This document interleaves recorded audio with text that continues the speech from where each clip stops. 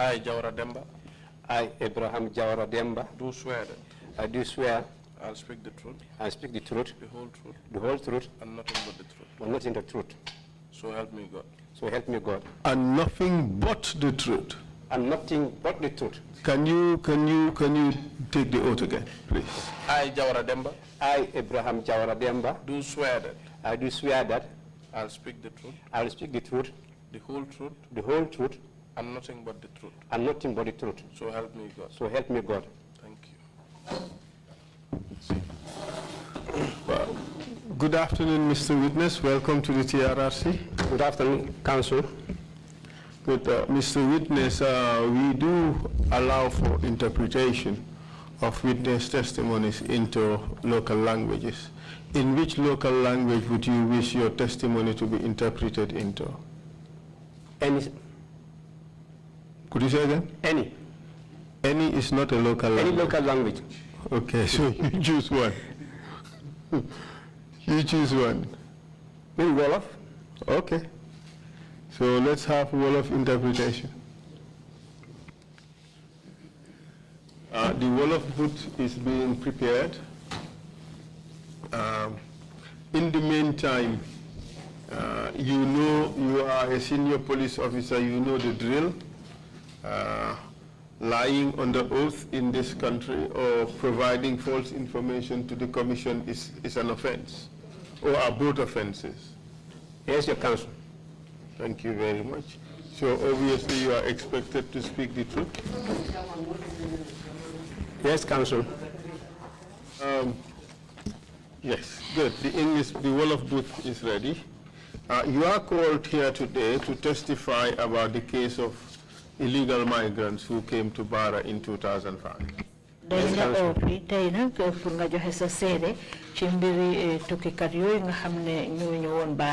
Atum 2005.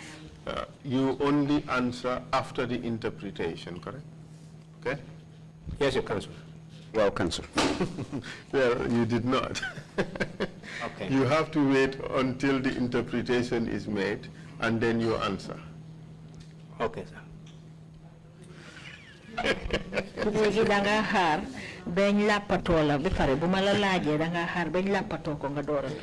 Answer now.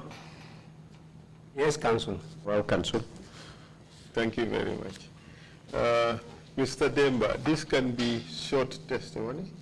Mr. Demba, li mun na don sede gu gatta nak go xamne mom nga fe joxe. If you exercise great discipline. Su fekke ne jaarale nga ko ci yoon. Yes, Counsel. Okay. Welcome, sir. What are your full names? Lan moy sa tour ak sa santa? My name is Abraham JAWARA DEMBA. My name is Ibrahim JAWARA DEMBA. Where were you born? I was born in Dasilame village, Combo South, Western region. My name is Dasilame village, Combo South, Western region. Are you reading from your statement? When I go through my biography of my position on the, I might forget other one, like my postings. You may not go into all of them. Just put the statement aside.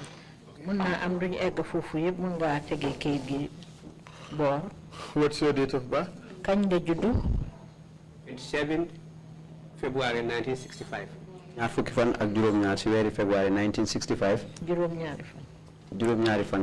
February 1965. Where did you go to school? School. I went to Dasilame Primary School. Dasilame Primary School. From there, I joined the Birkama Secondary School. Madam Birkama Secondary School. 1980 to 1994. 1980 by 1994. That's not possible. I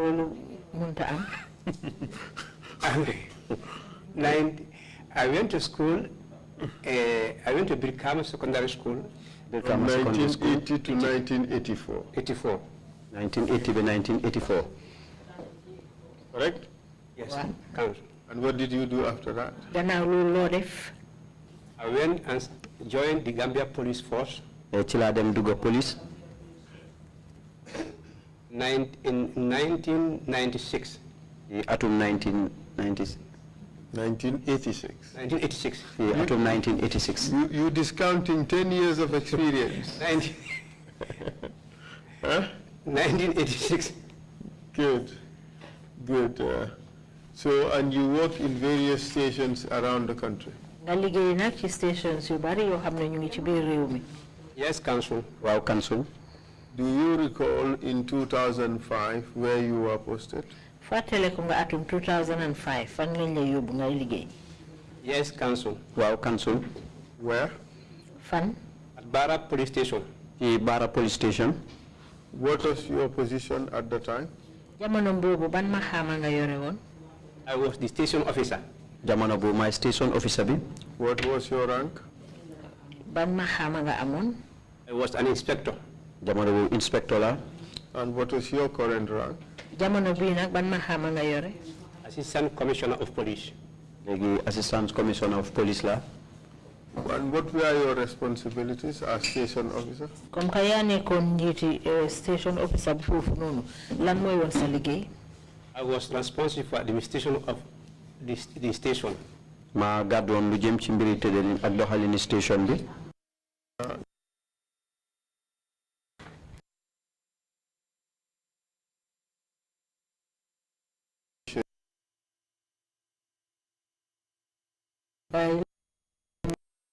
Station bi fofu naka ngeen ko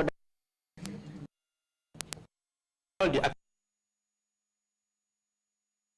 tëddalin ni ak xew-xew yëpp ñu ko daan bind ci téere. daf daan am du daan. Waaw. You really saa yu nekk da ngeen ko daan def.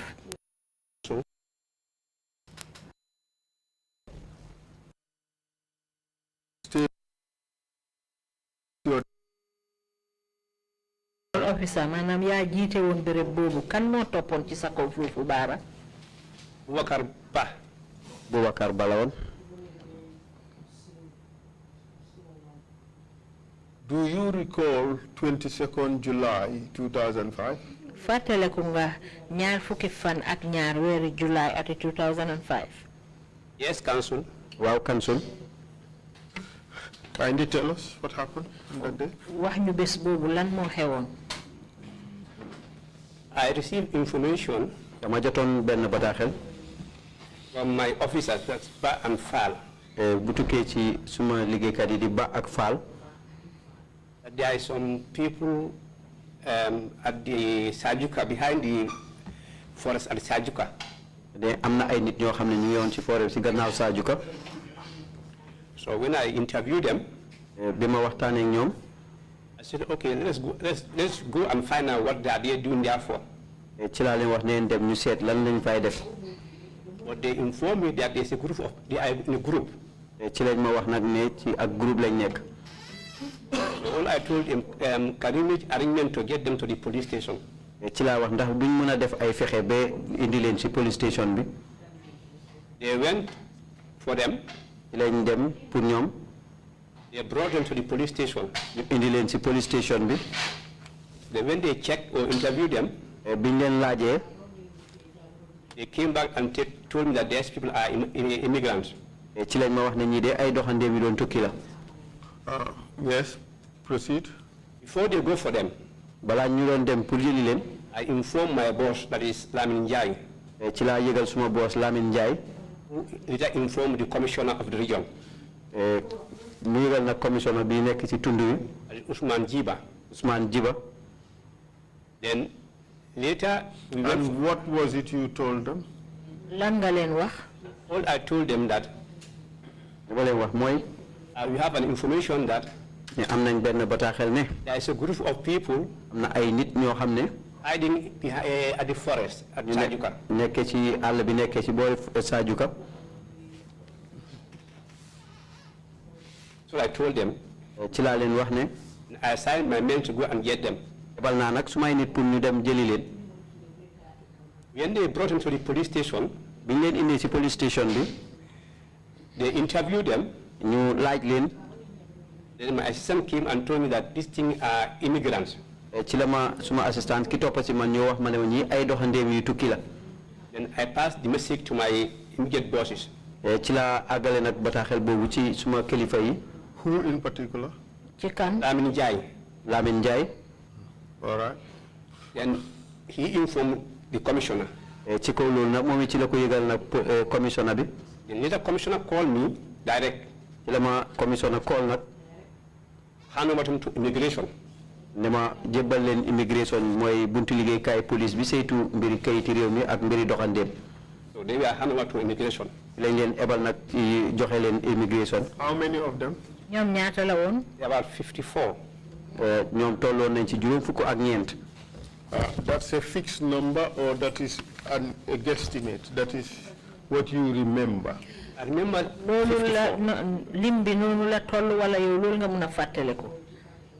Would you answer now? I remember 54. man juróom fukk ak ñeent laa fàttale ko. And these people, did they carry anything with them which suggests to you that they were not migrants?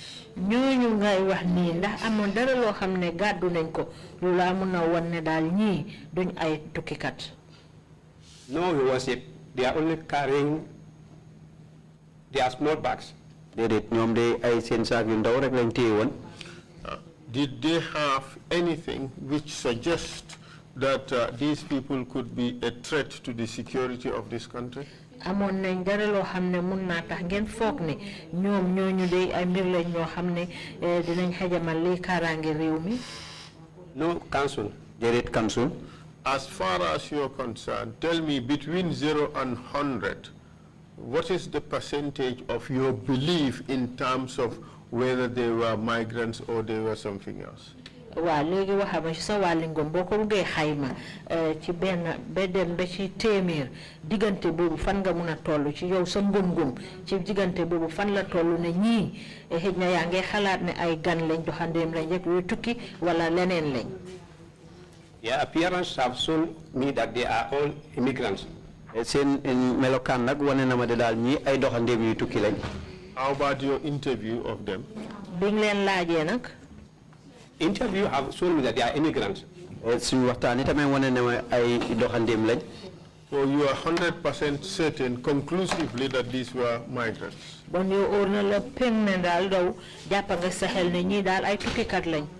Yes, your council. waaw council. Did you report that to your bosses? ndax eggee nga loolu sa kilifa yi. Yes, council. waaw council. When they arrived at the station, what happened? bañ eggee nag foofu ca police station ba lan moo xew. How were they processed? naka lañ defee seen mbir.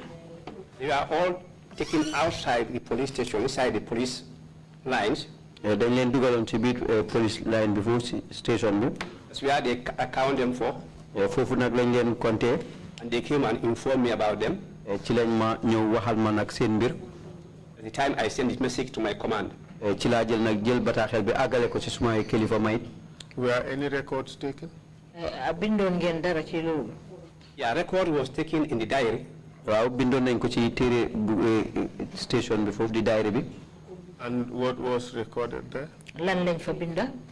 Their arrival with them. seen aksi ak ñoom. Number they brought in. di lim biñ indiwaale. And their names in the diary. ak seeni tur ci diary bi. And was a separate list made of the diary?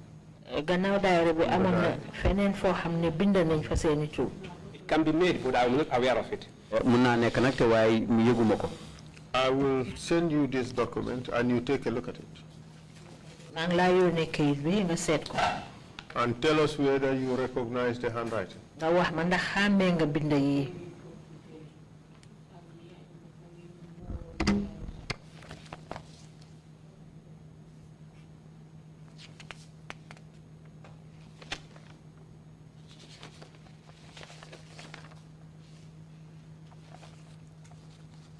Yes, council, it's the writing of Boubacar Ba. waaw council li bindi Aboubacar Bala. How did you recognize it? naka nga ko xàmmee.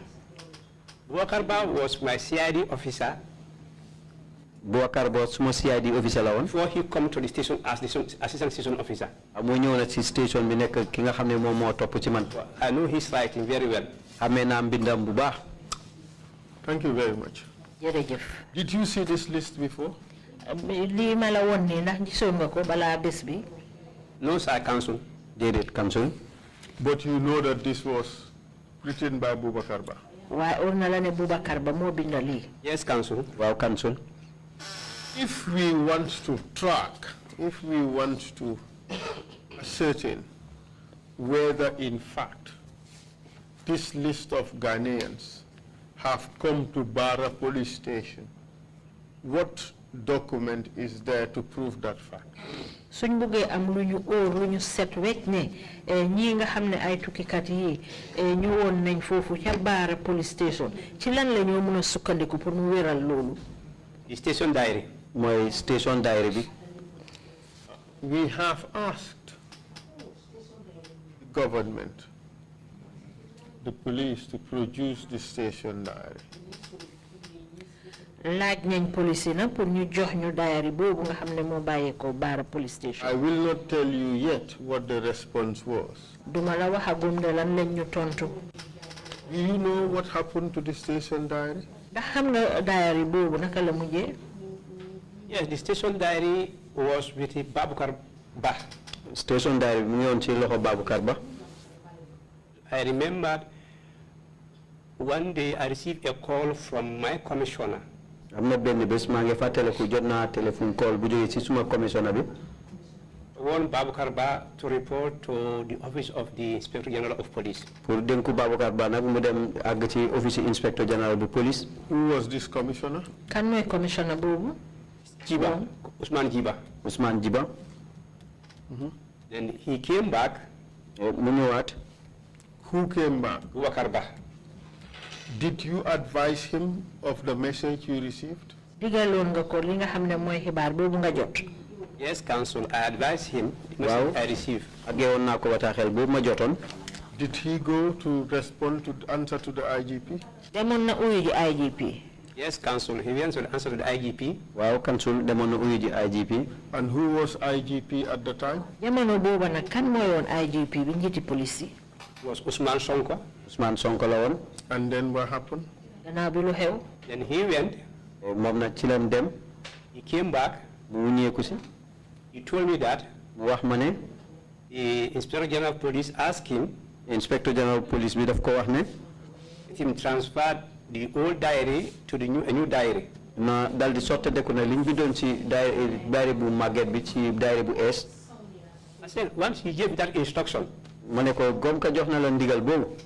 I think the instructions should have come through the commissioner to me. yaakaar naa ne ndigal boobu dafa waroon a jaaree si commissioner bi ñëw ci man. Once it's come direct from you. waaye nag comme que ñëw na rek si yow. Go ahead with his order. continuer nga def li nga xam ne loolu la digal. Was he to transfer the entire record of the old diary into a new one? ndax lépp loo xam ne rek moom lañ bindoon ci diary bu màgget bi loolu la waroon a sotti ci beneen bu ees. Yes, Council. waaw Council. Listen to the question.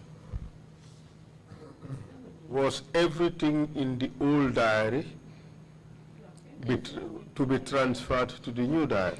lépp loo xam ne moom lañ bindoon ci diary bu màgget bi ndax loolu yépp la war a jël sottiwaat ko ci beneen bu ees. Yes, Council. That's what I was told. waaw loolu la ma waxoon. Was that what was done? ndax loolu lañ def. Yes, it was done. waaw defoon nañ ko. What was the purpose? lan moo woon jubluwaay bi. Well, the purpose, I don't know the purpose because I was not informed the purpose of it. Mr. Demba, remember you are on the oath to speak the truth. Mr. Okay, Demba. and speak the absolute truth. fàttalekul ne danga waat de pour wax dëgg. Yes, Council. Because when he went to the minister, the IGP, what they discussed there, I was not in there. All I was informed that transfer this entry a new diary. The reason behind there, I was not informed about that one. But Mr. Demba, you've started dilly-dallying. You are now playing games. You're not being truthful. Mr. Demba, you are not being truthful. You are trying to avoid knowledge of what has happened when all of you in that station knew that the government was cooking up a big cover-up. You knew that, didn't you? Mr. Counsel, as far as I'm concerned, exactly what was going on. Mr. Demba, you knew what was happening. Mr. Demba, no, Counsel. All I was informed, that's what I said. In fact, you're telling this commission that you were told to do a useless exercise. Yes, Counsel. But all I was... Demba, you think we're stupid? You think the government would summon an officer from Bara, bring him to Banjul, and send the person back to Bara to do nothing, to do a useless exercise? You think we will buy that? Mr. Demba, fongane ndahana ñun amuñ xel da nga defé né njiti police dina liggéey katam jëlé ko Bara ñu be Banjul diko santa pour mu def liggéey bo xamné amul ben njëriñ fongane lool ñun dinañ ko gëm.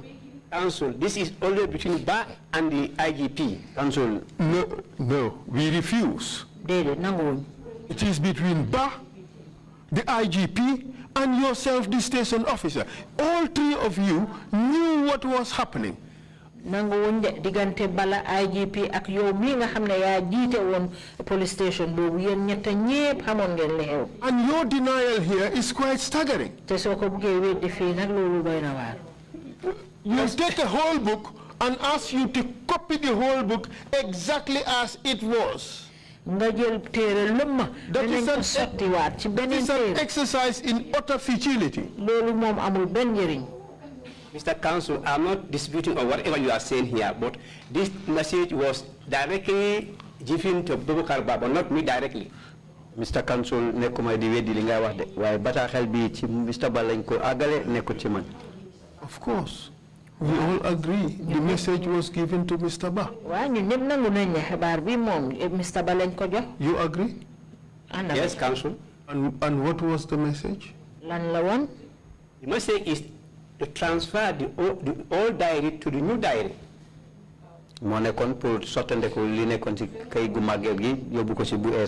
Was anything to be left out? No, Counsel. Did it? Mr. Demba, you are not speaking the truth. Mr. Demba, Counsel, whatever I am saying here, I am saying the truth. Did you ask him why? No, Counsel, because the message comes from my higher authority. Did it, Counsel? Mr. Demba.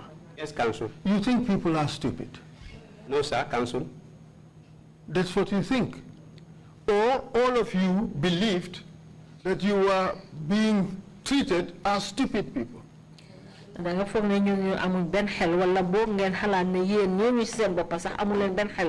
you think the Inspector General of Police would call anybody? Inspector General of Police and say, copy exactly what is in here into some other document? There's no reason. Just copy it. You think people are stupid? Counsel here, Counsel fee. I don't have any suspicion mind of what is happening, Counsel. Mr. Demba, you are trying to protect yourself. No, you are not speaking the truth. You are trying to protect yourself because you think you are also involved in some cover-up. Mr. Demba, danga buga ar sa boppa rek ndax te foog nga ne na yow tamit bokka nga di nga dugal sa boppa ci laxa boo xam ne am na loo leen doon nëbba. Also, I will not involve myself in any cover-up. As far as I'm concerned, this is all whatever have happened at the time. And that is why you are refusing to say what happened. Also, if you look at all the testimony which was done there, whatever I've seen there is what is happening. No, you have left out the most critical. Also, I have never left anything behind. Okay. This work was done in your station. Yes, Counsel. Well, You had supervisory authority over the work that was being done there. Yes, Council. Wow, Council. And you knew that the instructions were being implemented. Yes, Council. Wow. You saw to it that it was implemented. Yes, Council. Wow. It was even your responsibility to ensure that your subordinates there implemented the instructions.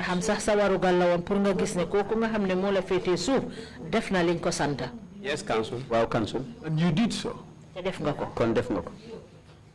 Not all I did. What didn't you do? Because when the assignment came from the IG directly, I feel that it's not my responsibility to go on that. You see, you know, Mr. Demba, what you are doing is the classic police style of pull head. That is exactly what you are doing. You try to deny the most critical things. In fact, your statement started off as if you never knew anything about this thing. Until now you're saying, yes, you know something about it, and still you are dilly-dallying about the critical things that happened. No. That's what you're doing, you're pulling head. No, Council, I'm not pulling head here as far as I'm concerned. Okay. The diaries were being copied. Yes, Council. And it was intended to cover up the fact that the Ghanaians had been arrested in Bara, wasn't it?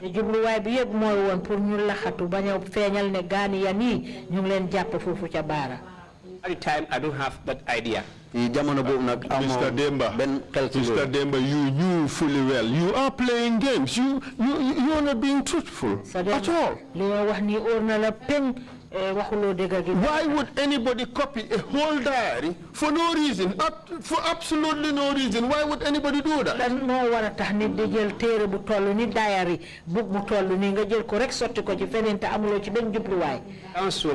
Council. At that time, I was not know what was going on.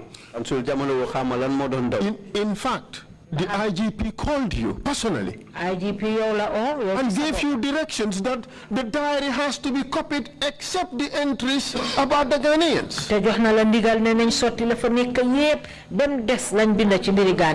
Council, that was never true. Council, the IGP never called me directly. You are denying it. You are denying it because you want to deny knowledge of the fact that these diaries were tampered with.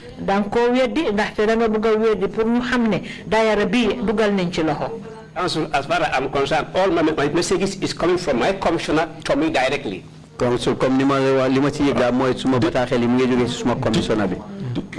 what interest would Mr. Bah have to lie about the IGP calling you and informing you of the same thing he was informed? Mr. Ba mom lana ko ci nekkal bu fekkee ne mom wedina li nga xamne mom la ko IG wax pour mu def ko. Mr. Ba cannot say whether IG have called me. Mr. Ba was standing right there. And he knew the IG was talking to you. Mr. Ba mu ngi taxawonte xamone na ne IG yow mi la doon waxal. How many people have this name? Jawara Demba. Ñaata nit ñoo am tur bi Jawara Demba? Me alone, exactly. But all I know is IGP never speak to me directly. What you are trying to do is to deny that the IGP spoke to you. You want to deny knowledge of this cover-up that all of you were involved in. You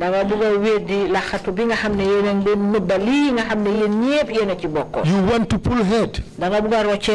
Council, I will not pull head. If I should have pulled head, I would have said I'm not aware of the entry of the diary. But you did say that before. I said the transfer. I have said the transfer of the diary. Yes, you came with that at the last minute. When you were first interviewed, you denied knowledge of these diary entries or the transfers in the diary. You said no such thing happened. Council,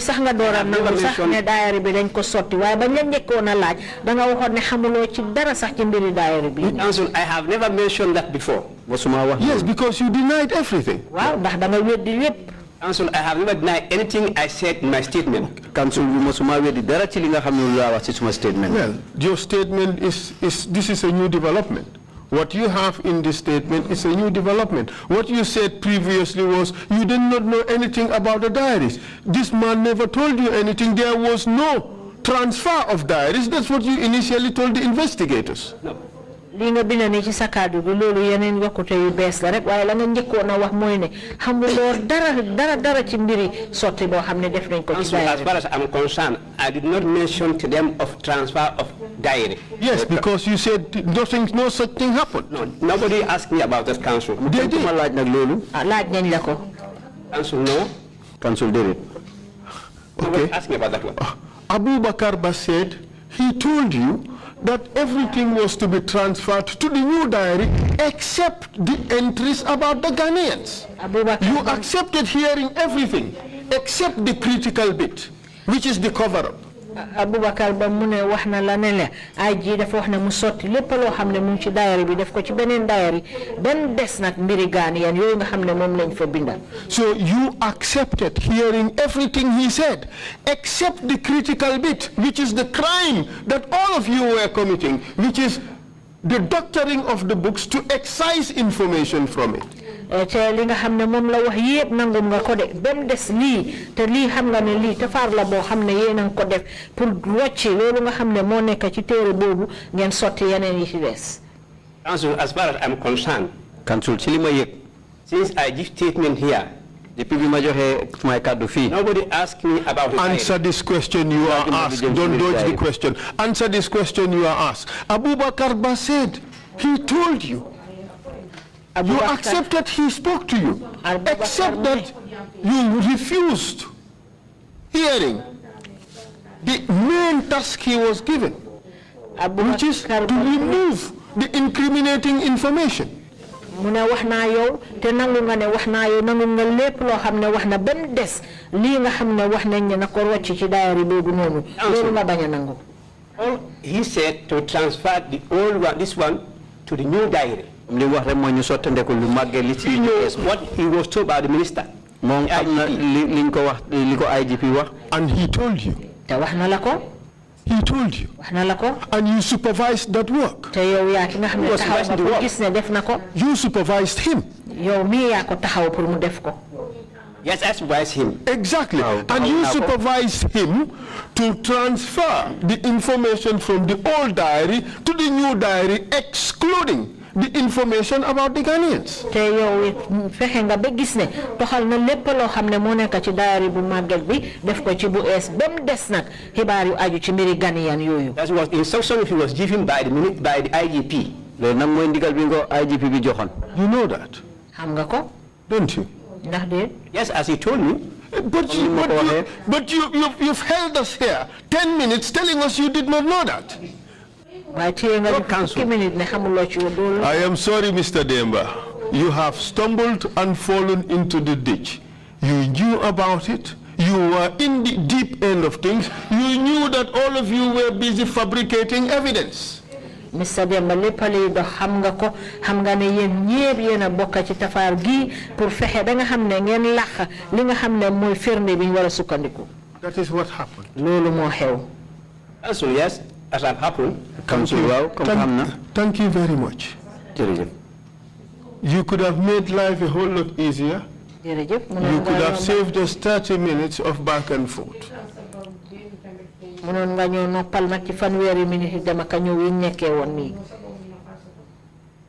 And the minister's instructions were implemented. The IGP's. Correct? Yes, Council. Well, Council. And the information about the Ghanaians were not included in the new diary, correct? Yes, Council. And you know that is fabrication of evidence, is falsification of evidence, isn't it? Yes, Council. Wow. And you did it. Ngeen def ko. Yes, Council. Wow.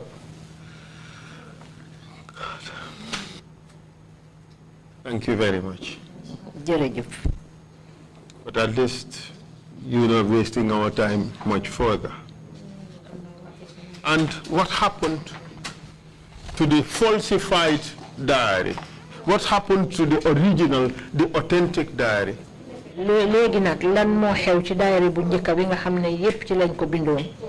Diary was under the care of Boubacar Ba. Diary bi mu ngi woon ci loxo Boubacar Ba. And what happened to it afterwards? He told me that he was asked to take diary to Banjul. Ci la ma wax nañ ne dañ ko sant ne da yóbbu diary bi Banjul. Who told him?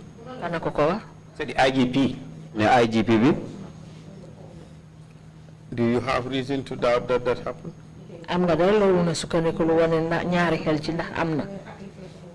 No, he take the diary to the IGP? I was thinking that maybe we might go to the investigation panel.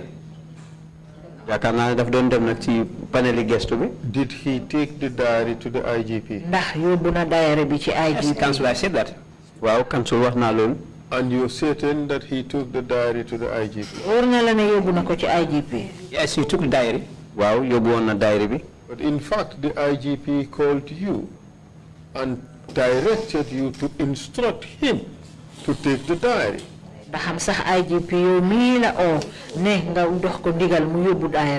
Instruction came through my boss. Jawara Demba, you are a piece of work. Obviously, it came through your boss to you. Yes, Council. Exactly. Wow, Council. But why are you misleading the commission by telling us that, well, they called Ba? They didn't call, but they called you. You are still doing the pull head stunt. It's not going to work. They called you and gave you the instructions. You instructed Ba. That's what happened, isn't it? Yes. Thank you. And Ba delivered the diary. And then your cover-up became accomplished. You? Yes, Council. Well, Council. Thank you very much. In fact, I have no further questions for you.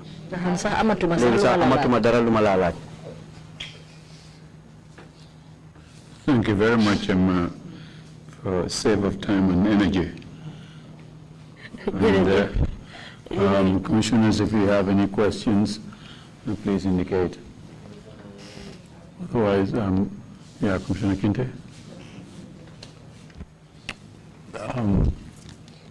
Mr. Demba, it was going to be very unfortunate if you had maintained your stance.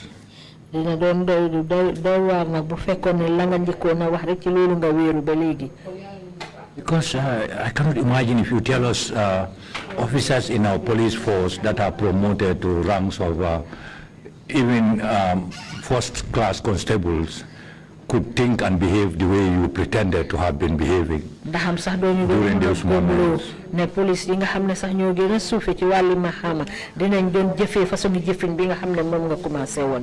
know, since your recruitment and you had access to the diary entries had issues that cannot be easily fabricated. But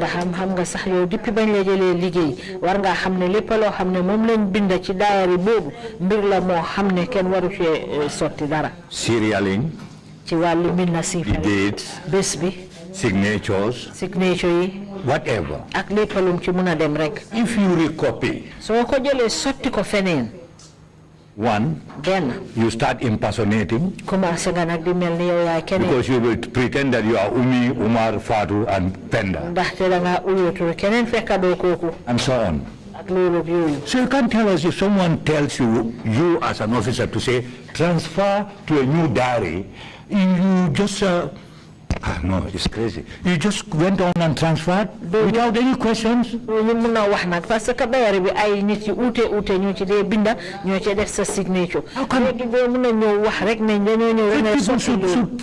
the uniform and go and do something else. Thank you. Thank you. Commissioner Carr, you have the floor, please.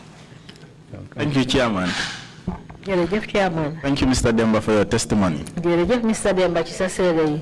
I just want to ask a follow-up question to Commissioner Kinte's intervention. dama bëgg a toftal laajte rek ci Commissioner Kinte li mu wax léegi. How are you able to forge the signatures? naka nga mënoon a tappale nag signature yi. All the officers are present at the station. ñi fa doon liggéey yëpp ñu ngi ci station bi. So we are signing. ñoom ñoo ñëw pour signaat. Yes, Council. Well, Council. Thank you. Thank you. Imam Njalo, you have the floor, please. My good witness,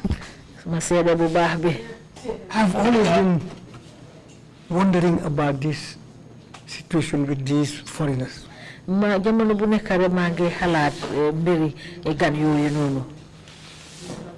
you justify reasons and circumstances for the killing of these innocent citizens? Because I find it difficult for you to be hiding behind, I don't know, I was not there, I'm not too sure. There's something inside that is making these people to kill these people in broad daylight. What do you think? What do you think is responsible for this? Council, as far as we are concerned, Council, comme ni nga xamé mom lay tollu ci ñun, we see no reason of the killing of these people. Gisuñ dara lo xamné waral na pour ñu ray ñooñu. Because we knew that they are immigrants. Ndax xamoon nañ ay doxandé bi tukki lañ. So they don't commit any crime. Amul da ben tefar bo xamné def nañ ko. Which caused them to be killed. Lo xamné war na tax ñu ray leen.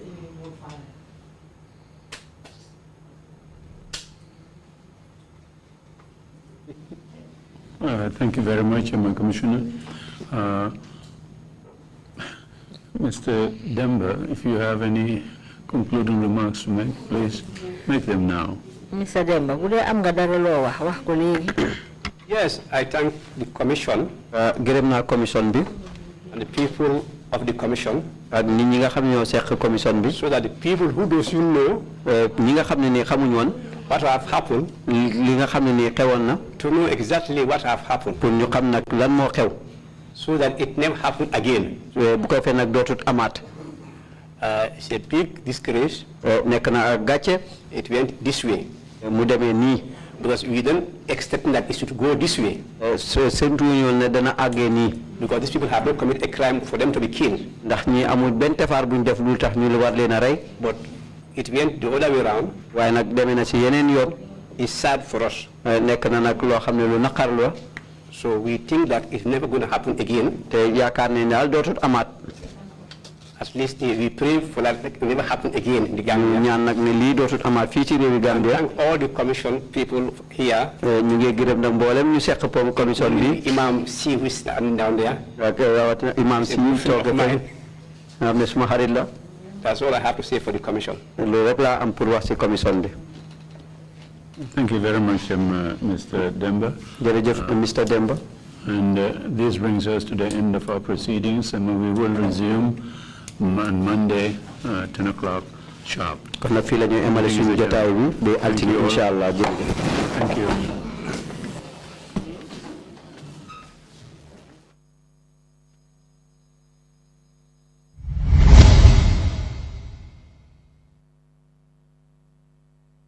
Gambia may be the smallest country in Africa, but it will host the second largest gathering of world leaders in 2022. To successfully host the OIC Summit and put the Gambia on the global stage, the government of the Gambia set up OIC Gambia to mobilize resources for the implementation of key development and infrastructure projects on a scale never seen before. 20 new roads will be constructed across the country, and the Bertel-Harding Highway will be expanded into a dual-carriage highway of 2 lanes on each side from the airport to Sting Corner. All people in the Gambia deserve clean water and a constant flow of electricity. Therefore, an entirely new water system will be constructed, including new transmission and distribution networks to meet the increasing demand. In order to provide a more reliable supply of electricity, the OIC Gambia project will replace and double the capacity of the NAWEC transformers and overhead electric cables. We will equip the police with modern apparatus and technical training in an effort to keep the streets of the Gambia safe. By building the largest international conference center in the region, a 5-star hotel with state-of-the-art facilities, first-class mobility services, and improving the VVIP experience at the Banjul International Airport, OIC Gambia will position the Gambia as the leading conference destination in West Africa. With our partners in the tourism sector, we will reinforce the preeminent position of our nation, the Smiling Coast, as a go-to destination. The OIC Gambia will create strategic partnerships that calls for the involvement of local talent and businesses as a matter of requirement. In short, OIC Gambia projects will create jobs, boost commerce, accelerate growth, improve the urban outlook and lifestyles of many families across the Gambia. So let's support the OIC Gambia as it prepares us for one of the biggest global events. OIC Gambia, building today for a better tomorrow. The pride we take in our brand, the work we put in to constantly change the landscape and elevate real estate in the Gambia, it's compared to none. From inception, our goal was to add value to the beautiful Gambian landscape. That's why we are proud innovators of community estates. Kololi Sands is an exceptional piece of work, tailored for ultimate convenience and luxury, to bring you an element of finesse that is rare but unique in its own. This is also our pride and joy, and we welcome you to the exquisite beauty right here in Kololi and right here on the waterfront. Kololi Sands, feel the ocean breeze at your doorstep.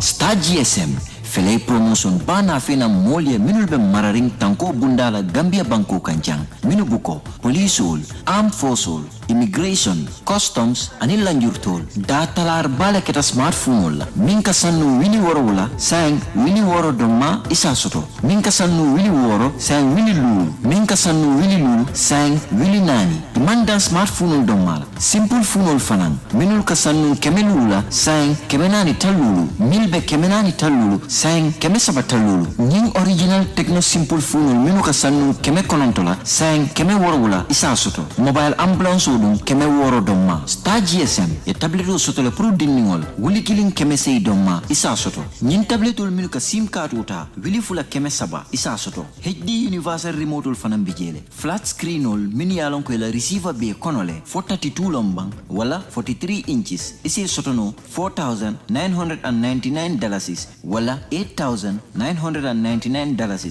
Star GSM manda wodo mala ngani original face mask sol sotole minsal tanka coronavirus sotola nga air freshenal fanan sotole pour alla sabati dinkiral aning official nyim bala muran tulol fanan bijele nyim flash couple ka bonali America alse muna fangala la official do wara la sabati dinkiral pour jikando wala jisuma anda se sambano tilo mume ngani designer spray fanan sotale min zero ka tarafengo bala fo montoro wati monni nani andi botanam France le anin Dubai isina njibe no na bumbato memfele kombosila drive Serekunda OJ Johnson nyati lingol wala nanyun kunkilim bitikol memfele talindi marseto anin tabo koto traffic light auto isen kumandino 700-2494 wala 990-1122 Star GSM mfanankan kato dango kele puru mimbe banko sambala nyato Star GSM.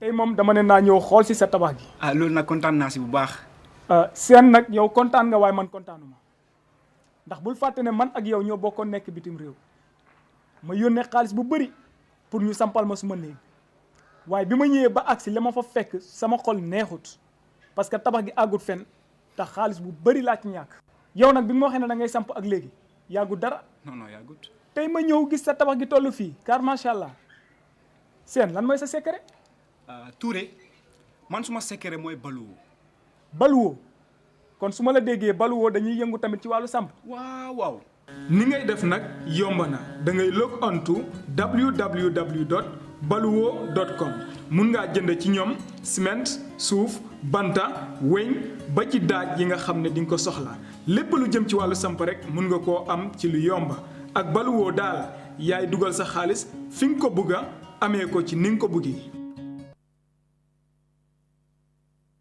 For the first time in the Gambia, your favorite GSM operator, Africell, is the first and only GSM operator to launch a brand new technology called the eSIM. The eSIM simply means you can use your phone without a SIM card.